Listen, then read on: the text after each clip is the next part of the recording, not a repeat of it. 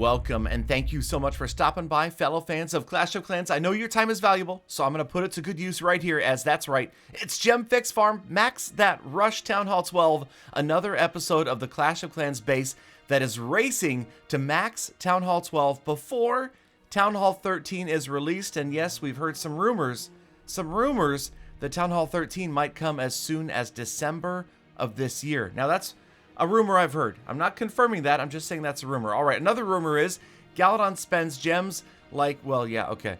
I mean, you know, the daily deals are pretty good deals, right? I mean, I hate to pass those up, usually. I mean, wall rings, you still get some value out of it, and we gotta upgrade walls. That's really what I'm getting, you know, given a hard time in global for mostly, is the walls. Because now the defenses, they're starting to take shape. The base is starting to, okay, fine. The hero deal, the reason I picked that one up is because I am going to be doing some 5v5 wars soon, and I want to go ahead and boost the heroes. Although, as you can see, we're getting pretty darn close to getting them maxed out. And yeah, we'll talk about that more in just a minute. Now, back to Galadon Pekka Smash. Today may be the last episode that we focus on this particular farming army. Now, you know, this is something that I've been doing off and on for a while. I've been using it in Legend League as well, and it's pretty effective in Legend League. In fact, I would say right now that I talked to Itsu about this, and he considers it by far the most annoying attack because it is very difficult to create a base that can stop Pekka Smash. Now, you know what this means, and do not, I repeat, do not kill the messenger, but, and it's a big but, if a lot of players are using this attack, and they are having an extremely high total damage rate and success rate, then you can only expect that at some point, Pekka Smash will receive a, I hate to say nerf, it will receive a balancing. Okay, let's call it a balancing. And what I mean by that is it might not be that, you know, they reduce the hit points or the damage that a Pekka does, or something about healers again, or something. It might have to do with other troops getting buffs. It might have to do with a new level of defenses. You never know. Now, we are expecting another big update sometime this year, but there could always be smaller updates in between, and you never know when a balancing is going to come. I'm just saying, be wary. Out of all of the attacks in the game right now, as the meta stands, I feel like this one is the most powerful. Now, I also think that bat spells are amazing, but they're also extremely difficult. And when you get that high risk, high reward, I think that that's a good balance. You know, something like maybe even Hog Gliders, where you will occasionally have these overwhelming 3 stars with a certain troop or a certain spell, but it also is at great risk. You might fail if you don't get it just right. It takes a lot of skill, and I'm just being honest with you guys, Pekka Smash does not take a lot of skill. There's really not a lot to it other than there's a little bit of funneling that goes on, and in Galadon Pekka Smash there's very little funneling that goes on, and then there's just STAP, spell, timing, and placement. Getting those rage spells, the jump spell, the poison, the freeze in the right spot, and you end up with massive raids like this. So again, we're farming, and call this the 777, 700k of each resource and 7,000 Dark Elixir. Worked out pretty well, and we had this weird pattern that happened to me while I was live streaming the other night. First we had the 777, then almost immediately after, yes, that is a poison on the clan castle, almost immediately after, we found a 666 raid. That's right, there it is. And then next, we found a 555. So I don't know what was going on, but this was pretty much 3 raids in a row. 777, 666, 555. And again, this is the extended troop deployment bar. If you want to do this, you click on settings, you go down to more settings, and it's called the extended troop deployment bar in the home village. And you turn it on, and it looks like this so that you can see all of your troops on the screen. You don't have to scroll. And okay, check out this base, by the way. Now, a lot of players apparently testing out Legend League bases as they're working their way up, because I had never seen a base quite like this before, but obviously it was very close to being maxed out, and it's a little bit nice because you've got a slightly softer base, because almost always when you see a max base like this in Titan League, you're going to find that it's missing something. In this case, it was the heroes. So makes life a little bit easier as the king and the queen are down, and obviously right here, my archer queen would have been facing off with Visky's archer queen,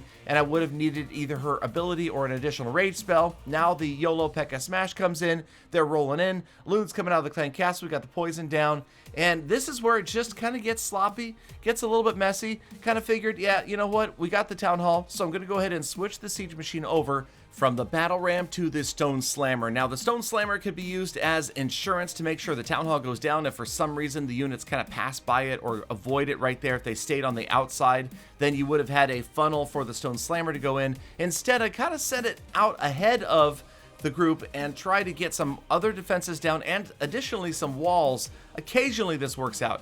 Not really as much right here, but sometimes that late stone slammer can work to help path your units further than they might otherwise go because you don't have any more jump spells. You're out of rage, so they're not going to be melting through walls quickly anymore.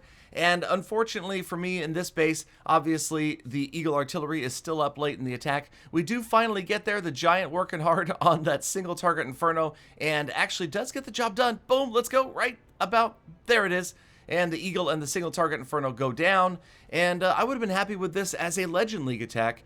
With the higher level heroes, who knows? Could have been the 3-star with my maxed out account. Obviously, yeah, okay, fine. No defending heroes. You don't need to remind me in the comments. I know you're already down there telling me how easy of a base this was and that you would have immediately 3-starred it using goblins. I realize that, and we're not even going to discuss that. I'm just going to give that to you. We're going to do our best right here, and as we zoom out, this kind of looks like a robot base or something. Is this a joke? Am I a joke to you? Is my attacking a joke to you, Visky? Is that what this is? Anyway, all right, we do end up with the 3-star. Okay, so I'm pretty happy with Pekka Smash as it stands right now, and we'll see what happens. I'm also happy with the loot. Just so you know, I've been farming around Titan 2, and I feel like it's pretty good right here. I hear a lot of reports, though, that the loot is good all over. But you know where the loot is bad? Where the loot is not good? Yeah, over here in the builder base. So a lot of players still complaining about the limit to the number of attacks they can do for loot each day. I do realize that is pretty frustrating. I also had some people in the comments saying, Galadon, at least show us what you're doing over there with the builder base. Okay, I'll show you. It's not pretty. And the reason I say that is because I'm at such a low trophy count over on the builder base side ever since the gem to max episode happened over here that whenever I boost armies, I end up with just total annihilation. It's to the point that the other player usually doesn't even try because they're a Builder Hall 7 or a Builder Hall 8. They're facing a 9, and even though I have a lot of level like 3 or 4 buildings, it's still just about impossible to get through with the lower level troops. So we are crushing, but here's the thing. I can only crush 3 villages a day, and then I'm done. Is that right? Is that fair? I don't like it. I really don't, and I feel like that, here's my opinion, and I may have said this before, so I apologize if I'm repeating myself, but I need to get this message across, and that is that not enough people are playing the builder base side. So rather than doing anything else with it, why don't they make it so that you can progress faster? If they did that, then maybe more people would play it, because then they would have an actual chance to get to auto. Because again, auto is just about unreachable for anybody but players who have kept up with the builder base attacks throughout the entire history of the builder base. So I will continue to pick up 3 wins a day, get the win bonuses, and I mean, I can't even upgrade like 1 building. It's crazy how long it takes. But I'm continuing to upgrade, see the loot, that's right, tons of loot, tons of upgrades happening, and of course this is valid practice for Legend League, especially for me at this point, because this army is almost like, you know how those runners will run with like extra drag attached to them, something to slow them down? That's exactly what I'm doing here.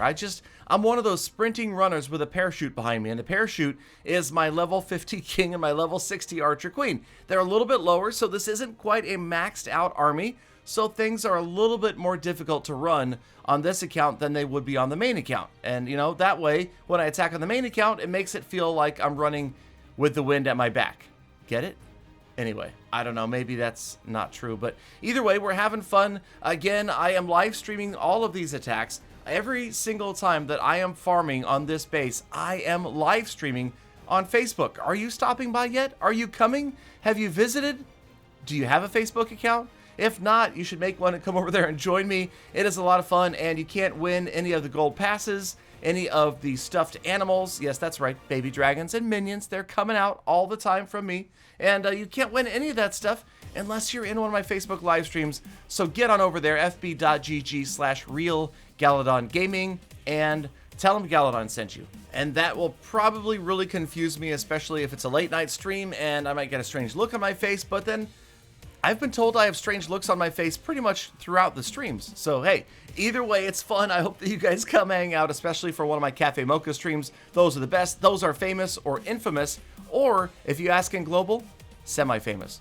All right, so this was a semi-successful raid. We don't end up quite getting the 3-star, but then again, the base was pretty tough. You'll notice, again, it's that teaser style. Everybody loves to stuff all of the Teslas and big defenses and the heroes down at the bottom of the base. If you can, avoid that area. Well, okay, there's two ways to look at this. One is you go right at it. You go full force right at everything down there. You bring your spells. You're prepared. You're going to be fine. The other is you kind of come at it like I did from the side and you approach it later on in the battle. And that usually works out as well. Obviously, I'm not concerned with 3 stars. And even in Legend League right now, I wouldn't expect to be picking up nearly the 3 stars that the players up at like 6,000 are right now. I've heard some crazy stories, and we're definitely going to be sharing some more of their attacks soon. Either way, 87% is a solid number. We did leave some loot on the battlefield, unfortunately. Picked up a little bit more gold right here, but we're happy. We're walking away with a lot more loot, and that's right. That means it is time for more upgrades. And you'll notice carefully, I did not noob the gold storage this time. You'll notice it's just shy of being the 12 million full, so we are going to be able to fill it up with some gold mines instead of losing it, having it overflow. So remember, do as I say, not as I do. Be careful about that one. So there we go, 12 million gold to spend, and we've got 4 air defenses already upgrading. We have 1 builder free, and you know what I decided to do? I thought it would be fun if we go ahead and take 1 cannon and max it out. We take 1 archer tower and max it out. So, well, it's just 429 gems, right? We probably should just go ahead and, yeah, okay. So I think that what we'll do is we'll upgrade a couple cannons and a couple of archer towers, and then we'll go back, and as those first 2 finish, we'll get them all the way to max. And just to try to start to get to the point where we're moving a few more buildings over the walls there. This is the progress base, remember. It shows us everything above and to the left of the walls, maxed out, everything below and to the right still needs work. And you'll notice the heroes getting closer, but check this out. Look at the visual difference between a 12 and a 13 archer tower. It looks much different, whereas 12 and a 13 cannon, I'm not as impressed. I think those archer towers really stand out. I'm starting to look like I'm holding my own. All right, more upgrades. We're gonna go ahead and finish an air defense here. That's just gonna free up a builder. That way we can, that's right, spend 8 million elixir on just a few segments of walls. I mean, 5 segments of walls for 8 million, that is crazy, and it's just gonna get worse from here on out. There you can see the numbers are starting to look, well, okay, it's a big hill to climb. I've talked about this in previous episodes. We have a long ways to go, but you know where we don't have a long ways to go? Right here, Archer Queen. She is in the 60s. It is time. She is resting, but we are gonna wake her up, bring her out to level 61. With 4 levels to go, the Archer Queen is almost fully maxed out. Super excited about that, and it's just a matter of going out and raiding a little bit more, and then coming back and upgrading, and we just continue to do that over and over and over again. The cool thing about the live streams is we can have conversation while we do it. You know, that's the great thing about it, because it's not just me sitting here by myself playing. I have you guys to hang out with, and let me tell you, recently, the star donations on Facebook have been beyond amazing. So you guys, Nate, Michael, and Adam, those 3 guys have been absolutely killing it, and it's just been crazy. So, well, what do? We upgrade more walls, and we spend more gems. Get ready. You thought I was spending a lot of gems. There's bigger spends, bigger gem bangs coming very, very soon. In fact, next episode, watch out. In the meantime, it is time for the status report. That's right, let's go ahead and check, as we will give you an update on what I have spent total. Today, it was only a simple $99.99, almost $100, for a total of $25.58.13. The gems spent today, just a hair over 6,000 gems. That's $42 worth. And the time spent We cracked a milestone with 2 more farming sessions. We are over 100 hours spent. Next goals, get ready. I promise you, Queen to 65 in 1 episode, so tune in for that. And we will also switch my farming army just to prevent boredom and burnout because I'm feeling it just a little bit.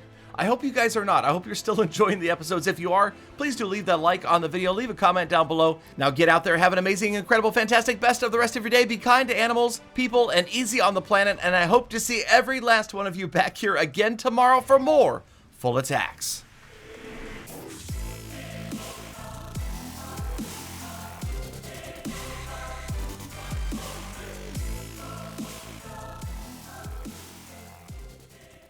Galadon! Galadon! Do you hear that? It's the sound of your wallet begging for mercy.